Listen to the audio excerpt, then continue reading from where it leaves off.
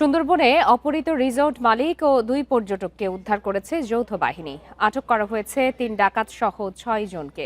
দুপুরে সংবাদ সম্মেলনে এই তথ্য জানান মোংলা কোস্টগার্ড পশ্চিম জোন সদর দপ্তরের অপারেশন কর্মকর্তা লেফটেন্যান্ট কমান্ডার আবরার হাসান। তিনি জানান, শুক্রবার সুন্দরবনের ঢাংমারি এলাকা থেকে গোলকানন রিসোর্ট মালিক সহ 4 পর্যটক ও মাঝিকে অপহরণ করে বনদস্যুরা।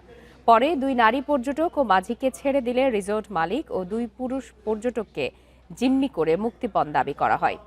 তাদের উদ্ধারে সুন্দরবনের বিভিন্ন এলাকায় সাঁড়াশি অভিযান চালায় যৌথ বাহিনী।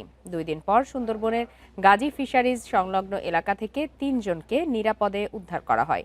আটক করা হয় 6 জনকে। এ ঘটনায় জড়িত দস্যু বাহিনী প্রধান মাসুম মৃধাকে আটকের চেষ্টা চলছে বলেও জানান তিনি। বিকাশের মাধ্যমে মুক্তিপণের টাকা উত্তোলনকালে ডাকাত মাসুমের মা জয়নব বিবিকে বিকাশ ব্যবসায়ী অয়ন কুণ্ডুকে নগদ ৮১,৪০০ টাকা সহ আটক করা হয়। সুন্দরবনের গাজী ফিশারিজ সংলগ্ন এলাকা হতে ড্রোন সার্ভেলেন্সের মাধ্যমে জিম্মিকৃত 2 জন পর্যটক এবং গোলকানন রিসোর্টের মালিককে নিরাপদে উদ্ধার করা হয়।